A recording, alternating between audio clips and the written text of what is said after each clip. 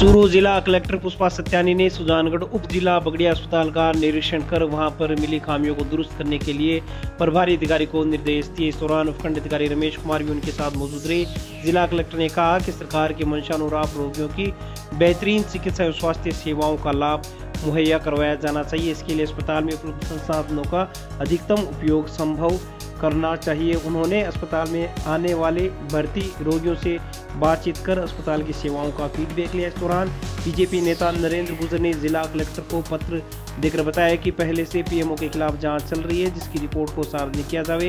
इसी प्रकार 6 माह की बच्ची को रात में लिए हुए परिजन दर दर भटकते रहे और आखिरकार 2 घंटे बाद उसे रेफर कर दिया गया। इस मामले की भी उच्च स्तरीय जाँच करवाई जाए।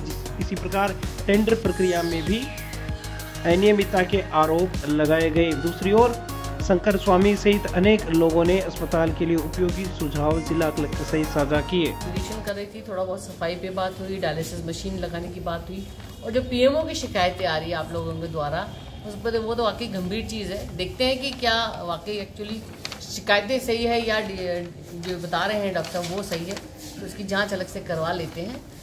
बाकी जो भी आप लोग हैं, जैसे जैसे समस्या आ रही है एसडीएम साहब को या एडीएम साहब को बता दिया करें, तो उसका कुछ ना कुछ निराकरण करेंगे। और जो डॉक्टर्स की कमियां हैं उस पर भी हम लोग आगे लिखेंगे सरकार को कि कुछ डॉक्टर्स और जैसे गायनी में आप लोग बता रहे हैं कि रात को कोई नहीं आता, तो किस तरह से अपन मैनेजमेंट कर सकते हैं। सब लोग मिलकर प्रयास करते हैं इसको और अच्छी जगह बनाने के लिए। बाकी जिस तरह से मैं नीचे देख कर रही हूँ ओपीडी अच्छा है, इसका मतलब डॉक्टर्स यहाँ पर है तो ठीक, वो लोग इलाज दे रहे हैं तभी लोग इतने आ रहे हैं। तो मुझे ये देख के तो बड़ा अच्छा लगा कि डॉक्टर ओपीडी में बैठे हुए हैं, अटेंड कर रहे हैं मरीजों को, और मरीज जितनी संख्या में आ रहे हैं मुझे लग रहा है कि ट्रीटमेंट उनका प्रॉपर हो रहा होगा। बाकी अभी और डिटेल्स में भी हम लोग सुजानगढ़ 3 क्षेत्रों से हाईवे से घिरा हुआ, काफ़ी एक्सीडेंट होते हैं, प्रोमो की आवश्यकता है, क्या कहेंगे? हाँ, ट्रॉमा सेंटर को डेवलप करना ही पड़ेगा। We need to reach more doctors and also facilitation की रात को यहाँ स्टाफ मिले, क्योंकि मोस्टली एक्सीडेंट्स रात के टाइम होते हैं और तब कभी बाहर जाने की ज़रूरत नहीं है, यहीं पे मिल जाए सुविधा। फर्स्ट एड तो एक्चुअली मिल जाए, अगर रेफ़र भी करना है तो एक बार प्रॉपर ट्रीटमेंट मिलकर फिर ही रेफ़र किया जाए। This we will look into it कि ये होना चाहिए। दिस वी विल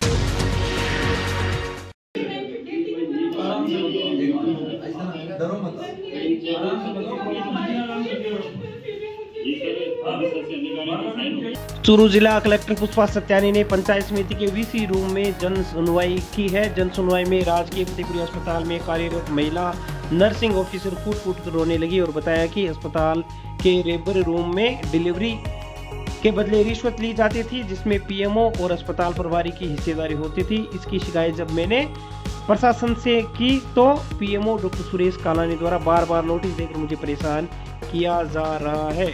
वंदना खत्री द्वारा उठाए गए इस मामले में जिला कलेक्टर ने मामले के स्थानीय अधिकारियों को तुरंत समाधान के निर्देश दिए। इस अवसर पर जिला कलेक्टर ने अधिकारियों से कहा कि परिवारों को नियमानुसार व गुणवत्तापूर्ण रूप से निस्तारित किया जाना चाहिए। जन सुनवाई में ब्लॉक सीएमएचओ के अनुपस्थित रहने पर उनके स्थान पर लैब असिस्टेंट देवकरण के आने पर नाराजगी जाहिर करते हुए चूरू जिला कलेक्टर ने सीएमएचओ को फोन किया और कहा कि आप जन सुनवाई के दिन तो अधिकारियों की उपस्थिति सुनिश्चित करें, जिस पर सीएमएचओ ने कहा कि अभी ब्लॉक सीएमएचओ को मीटिंग में भेज देता हूं।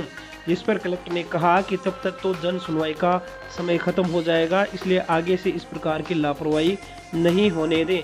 सत्यानी ने अधिकारियों को पाबंद किया कि किसी भी समय परिवार लेकर आने वाले लोगों के परिवार दर्ज करवाएं तथा फरियादियों की समस्याएं सुनकर आवश्यक रूप से उनका समुचित निस्तारण करें। दूसरी ओर विनोद कुमार खटीक ने तहसीलदार पर अनियमितता बरतने के आरोप लगाते हुए कहा कि नियमानुसार मेरे प्रकरण का निस्तारण क्यों नहीं किया जाता है।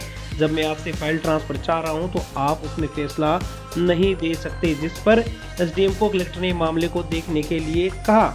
दूसरी ओर खड़गदास स्वामी सहित अन्य लोगों ने शमशान की भूमि की नीलामी नहीं करने की मांग की, जिस पर आयुक्त से ऐसा नहीं करने के लिए जिला कलेक्टर ने कहा। इस दौरान एडीएम, एसडीएम, तहसीलदार, बीडीओ सहित पीएचडी के से नामातार सैनिक समाज कल्याण अधिकारी बाबूलाल मायल, सहायक अभियंता विश्वम्बर पुरोहित सहित अनेक विभागों के अधिकारीगण मौजूद रहे। मैंने उनको बताया कि भाई जो मेरे साथ जब मैंने भ्रष्टाचार के विरुद्ध आवाज़ उठाई तब इन्होंने किस तरह से मुझे मानसिक रूप से प्रताड़ित किया और मुझे बार बार धमकियाँ दी जा रही है सस्पेंड करने के लिए और पूरे स्टाफ को मेरे खिलाफ भड़काकर उन पे दबाव बनाकर मेरे विपक्ष में सारा माहौल बनाया जा रहा है।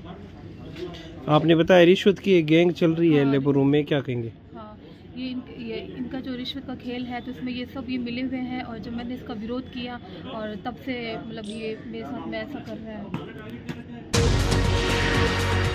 गैंग रेप और पोक्सो के मामले में 2 आरोपियों को सुजानगढ़ पुलिस द्वारा गिरफ्तार किया गया। डीएसपी शकील अहमद ने बताया कि नवंबर 2023 में दर्ज प्रकरण के तहत पीड़िता ने लगातार 6 सालों से यौन शोषण करने के गंभीर आरोप लगाते हुए मुकदमा दर्ज करवाया था, जिस पर पुलिस ने आरोपी शौकत व तौफीक निवासी गंज सुजानगढ़ को गिरफ्तार कर लिया है।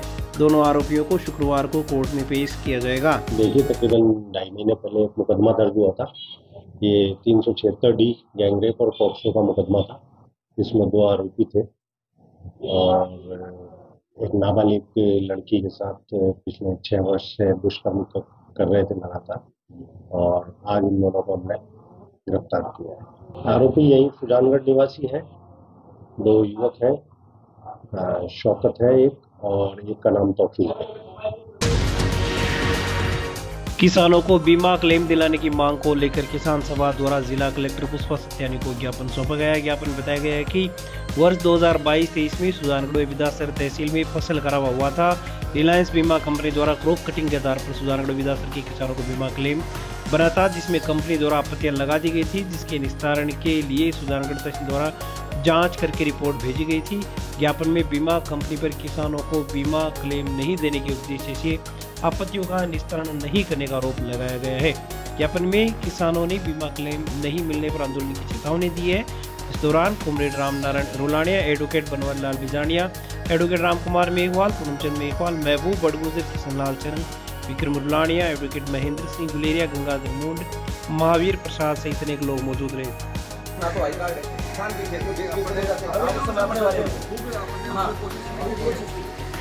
हमारे